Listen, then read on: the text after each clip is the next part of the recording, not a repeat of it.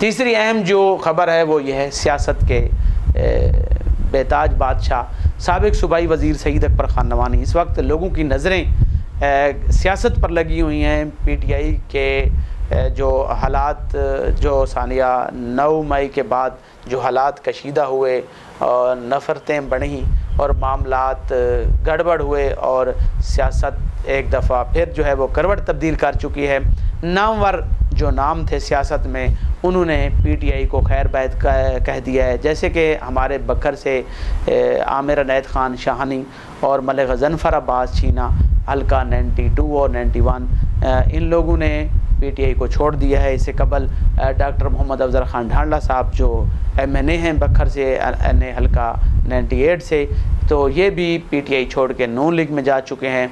इस तरह साबिक़ सूबाई वज़ीर साबिक़ MPA सईद अकबर खान नवानी ने मुस्लिम लीग नून की टिकट पर इलेक्शन लड़ा हल्का दरिया खान से, तो उन्होंने भी अब PTI नून में ज्वाइन किया और बाद में अब साबिक़ MNA रशीद अकबर खान नवानी और इस तरह साबिक़ उम्मीदवार MPA मलिक ज़हीर अहमद उतरा, साबिक़ उम्मीदवार MPA और साबिक़ चेयरमैन ज़िला कौंसल अहमद नवाज़ खान नवानी और साबिक़ सूबाई वज़ीर सईद अकबर खान नवानी, इन्होंने इस्तेकाम पाकिस्तान पार्टी में बाकायदा शमूलियत का ऐलान किया है। ये अहम उन जंगीर तरीन ग्रुप के साथियों में सईद अकबर खान नवानी का शुमार होता है, जिन्होंने मखदूम अहमद महमूद के साथ साबिक़ सदर आसिफ अली जरदारी से भी मुलाकात की और मुलाकात करने के बाद जंगीर तरीन ग्रुप के ये साथी थे, इन लोगों ने उनके साथ मिलकर, अलीम ख़ान ने मिलकर ये PTI में शमूलियत इख्तियार की थी और पंजाब में और मरकज़ में हुकूमत बनाई थी। अब ये लोग, इन्होंने अपनी जमात बनाई है इस्तेकाम पाकिस्तान पार्टी, जिसके ये रहनुमा हैं सईद अकबर खान नवानी। इनका ये कहना था ईद मिलन आने वाले लोगों से जब बात हुई और उसके बाद हमारे साथ भी मीडिया टॉक भी हुई, तो सईद अकबर खान नवानी का कहना था कि ये तहरीक इस्तेकाम पाकिस्तान पार्टी अगरचे इसको कम अरसा हुआ है और कम अरसे में ये मकबूल तरीन जमात बन चुकी है। ये सियासत में अहम किरदार अदा करेगी, गवर्नमेंट बनाने में अहम किरदार अदा करेगी और कामयाबी हासिल करेगी। उन्होंने ये भी दावा किया है कि ये मजबूत जमात बन चुकी है और इसमें मज़ीद रवां हफ्ते में मज़ीद अहम साबिक़ MNA MPA मज़ीद इस ग्रुप का हिस्सा होंगे, शामिल होंगे और ये एक बहुत बड़ी जमात बनकर सामने आएगी। तो लोगों की नज़रें जो हैं वो सियासत पर हैं इस वक्त। मलिक गज़नफ़र अब्बास छीना क्योंकि वो PTI छोड़ चुके हैं, उनका मनकेरा तहसील में एक हल्का में बहुत एक नाम बन चुका था। PTI के वर्कर और PTI के सपोर्टर वो इसको सपोर्ट कर रहे थे, जिसकी वजह से इसने कामयाबी हासिल की। इस वजह से ये PTI नहीं छोड़ रहे थे और अब जो है इन्होंने PTI से रिज़ाइन कर दिया है। इस वाक़यात के बाद रिज़ाइन करा दिया गया है, रिज़ाइन कर दिया गया है। इन्होंने रिज़ाइन किया है और इसके साथ MP आमिर अनैत ख़ान शाहानी जो साबिक़ MP हैं उन्होंने भी रिज़ाइन किया है। तो ये PTI छोड़ चुके हैं। अब PTI के छोड़ने के बाद इनकी पोजीशन आज़ाद हसीयत तक आ चुकी है। अभी तक इन्होंने फ़ैसला नहीं किया कि वो किस जमात से इलेक्शन में हिस्सा लेंगे, क्योंकि इलेक्शन कमीशन ऑफ पाकिस्तान ने भी दरख्वास्तें तलब की हैं सियासी पार्टियों से कि सियासी पार्टी जो है वो अपनी दरख्वास्तें, निशानात के लिए दरख्वास्तें उन्होंने मांग ली हैं। हो सकता है कि PTI के जो बल्ला है निशान, तो इस निशान पर भी कोई इनके ख़िलाफ़ एप्लीकेशन आ सकती है PTI के, क्योंकि लोगों के अंदर जो है वो जज्बा है, वो हपड़ास निकालेंगे। क्योंकि सानिया वाक़या जो 9 मई में जो पुरतशद्दुद वाक़यात हुए हैं, जिसमें हमारे साबिक़ जो अहम शख्सियात हैं उनको निशाना बनाया गया है, शोधा की तस्वीरें जलाई गई हैं और अहम कोर कमांडर के ऑफिस पर भी और घर पर भी हमला किया गया है। इस तरह इस्लामाबाद में तोड़ फोड़ की गई, गाड़ियाँ जलाई गई हैं, नुकसान किया गया है। और हमारे बकर के भी DPO जो DPO मियाँ वाली हैं मतीउल्लाह खान नवानी, वो भी इन दहशतगर्दों का निशाना बने और ज़ख्मी हालत में रहे और फिर उनकी हालत मज़ीद ख़राब हो गई। वो लाहौर में हॉस्पिटल में भी एडमिट रहे। इस तरह दूसरे साथी भी ज़ख्मी हुए, उनकी इयादत IG पंजाब ने भी की, DPO बकर ने और डिप्टी कमिश्नर बकर ने भी की। तो अब ये सियासी सूरत हाल जो है वो ख़ासा तब्दील होती दिखाई दे रही है। अगरचे कि अगर PTI के ख़िलाफ़ कोई एप्लीकेशन आ जाती है इलेक्शन कमीशन को कि इनको निशानात भी अलाट ना किया जाए, तो बैलेट पेपर से भी निशान ख़त्म हो सकता है। तो इस तरह PTI डिलीट हो सकती है।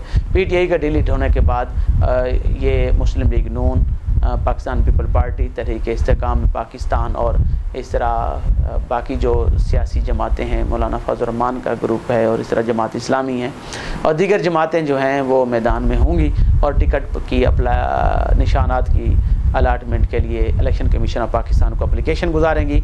अगर ये एप्लीकेशन पीटीआई के ख़िलाफ़ आती है, अगर पीटीआई का निशान डिलीट होता है और फिर ये अपील में जाते हैं और फिर सुप्रीम कोर्ट भी बिलफर्ज इनको जो है वो इजाज़त नहीं देती, कलअदम करार दे देती है, तो फिर इसका इनका जो मुस्तकबिल है वो नज़र आता दिखाई नहीं दे रहा पीटीआई का। तो इस तरह जो बकर की सियासत है उस पर भी गहरे असरात मुरतब होंगे, क्योंकि पीटीआई का जो वोटर सपोर्टर है वो अभी ग्राउंड लेवल पर मौजूद है, लेकिन उनके जो कैदीन हैं वो सियासत वो इनको छोड़ चुके हैं पीटीआई को, और यकीनन वो इनको यहाँ बखर में लोटा कहा जाता है, तो वो ज़हरे लोटे बन गए हैं, सारे लोटे बन गए हैं, तो वो ये सारे लोग सियासत में दूसरे ग्रुप ज्वाइन कर चुके हैं। इस तरह की जो सियासी गहमा गहमी है वो भी अरूज पर है और इस वक्त जो सियासी फ़ैसले हैं वो सईद अकबर ख़ान नवानी और डॉक्टर मोहम्मद अफजल ख़ान ढांडा ने और मजीद ख़ान ने बड़े अच्छे तरीके से किए हैं, क्योंकि सईद अकबर ख़ान नवानी ने जो मुस्लिम लीग नून ज्वाइन की थी और उसकी टिकट पर दरिया खान से इलेक्शन लड़ा, अगरचे वो इलेक्शन हार गए, लेकिन वो इन दिनों मुस्लिम लीग नून को ख्वाहिश करवाते रहे और अपने साथियों को, अपने वोटर सपोर्टर को सपोर्ट करते रहे। इस तरह डॉक्टर अफजल ख़ान ढांडा ने पीटीआई को छोड़कर नेशनल असम्बली में मुस्लिम लीग नून का साथ दिया, अगरचे उन्होंने वोट नहीं डाला लेकिन साथ दिया, जिसकी वजह से उनको फंड्स मिले और उन्होंने भी अपने वोटर सपोर्टर को महफूज रखा। वहीं पीटीआई के लोगों को भी महफूज रखा, क्योंकि गज़नफराबाद चीना और आमिर अनैत शाहानी एक ही हलके के हैं और ये उनके एमएनए हैं, तो उस हलके के जितने वोटर सपोर्टर थे उनको भी ये सपोर्ट करने के लिए डिप्टी कमिश्नर ऑफिस बखर में और DPO ऑफिस में और थाने लेवल तक भी उनका दिफा करते रहें। तो इस तरह फ़ंड्स के हवाले से भी तो अब्दुल मजीद खान खनान खेल अगरचे के वो साबिक एमएनए हैं और रह चुके हैं, अब वो मौजूदा नहीं हैं, लेकिन मुस्लिम लीग नून इक़्तिदार में आने से उनको भी काफ़ी तक़वियत मिली है। इस वक्त जो दूसरा हल्का है, हल्का 97, वहाँ से जो पीटीआई के साबिक एमएनए हैं वो इस वक्त रोपोश हैं, सनाउल्ला खान मस्ती खेल और उनके भाई अजीज़ अहमद खान मस्ती खेल। इस तरह MP अमीर मोहम्मद खान हसन खेली वो भी स्क्रीन से गायब हैं और साथ वो अभी वो पीटीआई में खड़े हैं, और इसके साथ इरफानुल्लाह खान नियाज़ी वो भी पीटीआई में हैं, साबिक MP हैं पीटीआई से, और कज़न हैं साबिक वज़ीर आज़म पीटीआई के चेयरमैन इमरान खान के, तो वो भी अभी उसी जमात में खड़े हैं। ज़िला बखर जो है वो 50% तकसीम हो चुका है और जो 50% है वो अभी पीटीआई के साथ मौजूद है, और क्योंकि उनको ये बावर कराया गया है वोटर्स की तरफ से और उनकी अपनी तरफ से कि वो वफा करेंगे पीटीआई के साथ और रहेंगे, जिसकी वजह से वो अभी पीटीआई को खैर बात नहीं कह रहे और वो डट के खड़े हैं, इसलिए कि अगर वो छोड़ते हैं तो उनको लोग माफ़ नहीं करेंगे, शायद वो कि वो इलेक्शन हार जाएँ और दूसरा ग्रुप नवानी ग्रुप का जो दूसरा पलड़ा है तो वो जीत सकता है, क्योंकि उनके भतीजे अहमद नवाज़ खान नवानी भी मैदान में हैं। इस तरीके से वो उनके अब्दुल जब्बार खान अब्बासी, अलदाद खान मस्ती खेल कोई भी उनके और सईद अकबर खान नवानी खुद भी इलेक्शन में हिस्सा ले सकते हैं, तो इस वजह से वो अभी तक फ़ैसला नहीं कर पा रहे। अब जो सियासी गहमा गहमी है अरूज पर है इस वक्त, सईद अकबर खान नवानी के जो फ़ैसले ने वो आपको अवाम को भी हैरान कर दिया और साथ इनको भी परेशान कर दिया सियासतदानों को, क्योंकि ये जो कल तक जलसे में कहते थे कि हाँ भाई मुस्लिम लीग नून की टिकट पर इलेक्शन लड़, और अब वो परेशान है कि हम खुद मुस्लिम लीग नून में न जाना पड़ जाए, तो अभी तक उनका फ़ैसला भी नहीं हुआ, पीटीआई भी छोड़ चुके हैं। इस तरीके से सईद अकबर खान नवानी का पलड़ा जो है वो काफ़ी भारी दिखाई देता है, और सईद अकबर खान नवानी के साथ उनके भाई रशीद अकबर खान नवानी वो भी अब काफ़ी लोगों के साथ मिल जुल इख्तियार कर चुके हैं, हमेशा लोग में रहते हैं। तो इस तरीके से जो बहल के सरदारान बहल हैं और जो साबिक मेंबर ज़िला मियाँ वाली और साबिक मेंबर ज़िला कौंसल बखर हैं उनको, और साबिक तहसील नाज़िम भी रहे हैं, उन्होंने भी कोई सुना है कोई फ़ैसला किया है कि वो भी जो है हो सकता है कि वो नवानी ग्रुप का साथ दें, वो भी उन्होंने भी पार तोले हुए हैं। इस तरीके से अभी तक फ़ैसला जो है अलमदार झम्मट साहब ने भी और इस तरीके से नहीं किया जो उन्हें करना चाहिए था। तो इस तरह मनकेरा में दो ग्रुप जो हैदराबाद में हैं वो इलियास खान मम्मन बलोच वो सपोर्ट कर रहे हैं, मतलब गज़नफराबाद छीना की कामयाबी के लिए एड़ी चोटी का जोर लगाने के लिए तमाम तर वसाइल बरूए कार ला रहा है। तो इस तरीके से मुकद्दर रज़ा खान मम्मन और इस तरीके से मगसी बिरादरान और भिडवाल और दीगर जो बिरादरी हैं, बड़े नाम हैं, वो सईद अकबर खान नवानी के साथ डट के खड़े हैं। लोग जोंक दर जोंक सईद अकबर खान नवानी के ग्रुप में शामिल भी हो रहे हैं। तो ये है नाजरीन आपकी सियासी सूरत हाल और बखर की डायरी। जो बखर की सियासी सूरत हाल है मुल्की सियासत में आइंदा अहम जो अगला हफ्ता है वो बहुत ज़्यादा अहम है। आप तक इंशाल्लाह ताज़ा तरीन चीज़ें पहुँचाएँगे। सईद अकबर खान नवानी ने जो मीडिया से बातचीत की है वो भी आप सुन लें। बिस्मिल्लाहिर्रहमानिर्रहीम। सबसे पहले तो मैं 24 चैनल का और ख़ास तौर पे आपका मोहम्मद असलम ख़ान का आपका मशकूर हूँ कि जो हमारी रिवायात हैं उनको आप अपने इस चैनल के ज़रिए उजागर करते हैं। ये एक बात काबिल सताइश है। और आपको पता है कि हमारा ये रिवाज सदियों से चल रहा है कि लोग ईद अपने घर करके ज़्यादा टाइम वो हमारे साथ गुजारते हैं और हमें आके मिलते हैं और हमें अपनी मुबारकबाद पेश करते हैं ईद की, और हम भी उनको मुबारक देते हैं ईद की और उनके साथ एक अपना प्यार और मोहब्बत का इजहार करते हैं। और ये एक हमारी रस्म है जो बहुत ही बेहतरीन है कि जहाँ लोग एक दूसरे को प्यार बांटते हैं, एक दूसरे को अपना हाल हवाल देते हैं। और हमारे साथ तो वैसे भी लोग आवाम हमारे साथ हमेशा दिन रात रहते हैं, लेकिन ये जो आज किया मिलना है इसमें एक और चाहत है। इसमें लोग काम और अपना कोई ज़रूरत और काम नहीं बताते, सिर्फ हमारी खैरियत पूछते हैं और अपने हमें मुबारकबाद पेश करते हैं। हम भी उनकी खैरियत पूछते हैं और उनका हाल हवाल पूछते हैं और मुबारकबाद पेश करते हैं। ये एक बहुत प्यार का इजहार है जो लोग हमारे साथ करते हैं और हम उनके साथ करते हैं। ये रिवाज बड़े अरसे से चला आ रहा है। वैसे भी लोग हमारे साथ प्यार मोहब्बत करते हैं और हम जहाँ भी जाते हैं लोगों का इज्तिमा हो जाता है।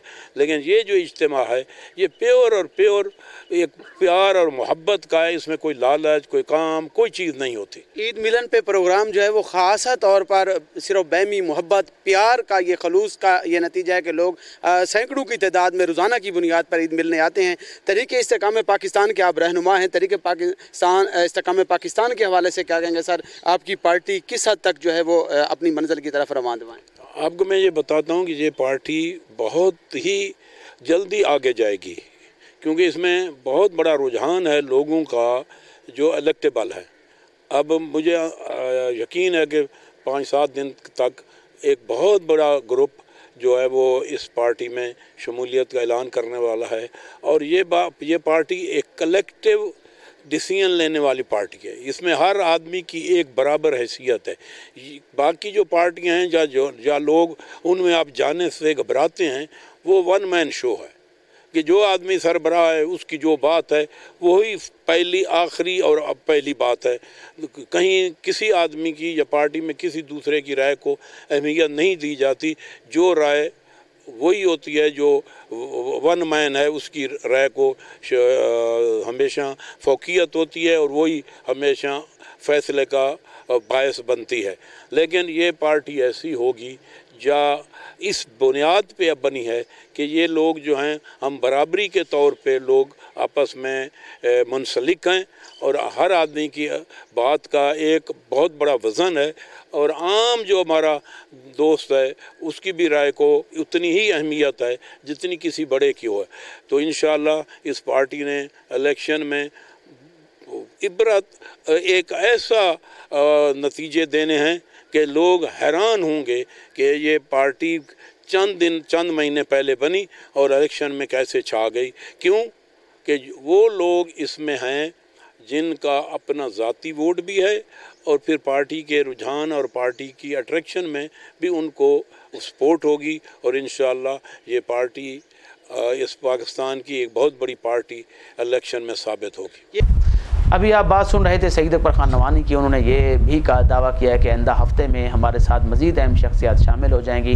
तो इस्तेकाम पाकिस्तान पार्टी पाकिस्तान में मजबूत तरीन जमात बनती जा रही है और मरकज़ में पाकिस्तान पीपल पार्टी को तक़वियत मिलती जा रही है। और इस तरीके से आइंदा अहम जो आसिफ अली जरदारी ने जो कोशिश की है कि वो KPK में मौलाना फजल रहमान से रब्ता करें, उनको अपने साथ शामिल करने की दावत दी है। इस तरीके से इस्तेकाम पाकिस्तान पार्टी ने भी कोशिश की है कि वो परवेज़ खटक को अपने साथ मिला लें ताकि KPK में जो PTI का ज़ोर है वो ख़त्म हो जाए और ये लोग उस नई पार्टी में शामिल हो जाएं, ताकि आइंदा इलेक्शन PTI में भी या तो मौलाना फजल रहमान या परवेज़ खटक वहाँ पे उनको इस्तेकाम पाकिस्तान पार्टी के तहत उनको कामयाबी मिल सके और PTI भी डिलीट हो जाए और इस तरीके से जो मुल्क है वो आगे तरक्की की तरफ गामज़न हो। नाज़रीन, अब तक ये सूरत हाल है। नेक्स्ट प्रोग्राम के साथ फिर हाजिर होंगे। अब तक दीजिएगा असलम बलोच को इजाज़त। अल्लाह हाफ़िज़।